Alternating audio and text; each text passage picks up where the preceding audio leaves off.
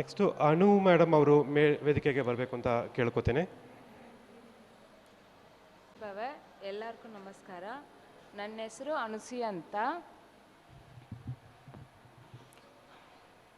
KSO practice ನಾನು 3 ಇಯರ್ಸಿಂದ ಮಾಡ್ತಾಯಿದ್ದೀನಿ. 3.5 ಇಯರ್ಸಿಂದ. ಆವಾಗ ನನ್ನ ಮಗಳಿಗೆ 3 ಇಯರ್ಸ್, ಇವಾಗ 6 ಇಯರ್ಸ್ ಆಗಿದೆ. ಆವಾಗ ನಾನು ಕನಸೋದು, ಏನು ಮೆಡಿಟೇಷನ್ ಮಾಡಿದ್ರೇನೋ, ಏನು ಪ್ರಯತ್ನ ಪಟ್ರೇನೋ, ಮನೇಲೇ ಇರಬೇಕಾ, ಏನೇನೋ ಒಂದು ಕೆಲ್ಸಕ್ಕೆ ಹೋಗ್ಬೇಕು. ಅವಾಗ ಹೇಳ್ತಾ ಇರ್ತೀನಿ ನನ್ನ ಮಗಳಿಗೂ ಅವರ ಅಪ್ಪಕ್ಕೂ. ಇವತ್ತೆಲ್ಲ ನಾನು ನೋಡ್ತಾ ಇರ್ತೀನಿ, ಸಾಯಂಕಾಲ ಬಂದರೆ ಅವ್ರ ಅಪ್ಪನ ಹಂಚ್ಕೊಳೋದು. ಹೇಳ್ತೀನಿ, ಒಂದಿನ ನಿಮ್ಗಂದ ಮುಂದೆ ಬಿಟ್ಬಿಟ್ಟು ನಾನು ಕೆಲ್ಸಕ್ಕೆ ಹೋಗ್ತೀನಿ, ನೀವಿಬ್ಬರು ಮನೇಲಿ ಇರಬೇಕಂತ.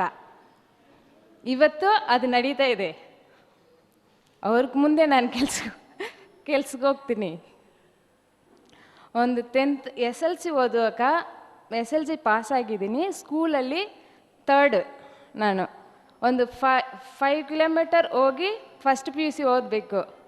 ಓದೋಕ್ಕೆ ಕಲಿಸಲ್ಲ ಮಮ್ಮಿ ಡ್ಯಾಡಿ. 5 ಕಿಲೋಮೀಟರ್ ಸೈಕಲ್ ಓಡಿಸ್ಕೊಂಡು ಹೋಗಬೇಕು, ಹೆಣ್ಮಗುಗೆ ಹೆಂಗೆ ಕಲಿಸೋದಂತ. ಬಟ್ ಇವಾಗ ಒಂದು 400 ಮಕ್ಕಳು ಓದ್ತಾರೆ. ಆ ಸ್ಕೂಲಲ್ಲಿ ಯಾವ ಡಿಸಿಷನ್ ತೆಗೆದಿರೂ ಯೋಗ ಮ್ಯಾಮ್ನ ಒಂದು ಮಾತು ಕೇಳೋಣ ಅಂತ ಕೇಳ್ತಾರೆ. ಆ ಸಕ್ಸಸ್ಗೆ ನನ್ನ KSO ಮೆಡಿಟೇಷನ್ ತುಂಬ ಹೆಲ್ಪ್ಫುಲ್ಲಾಗಿತ್ತು.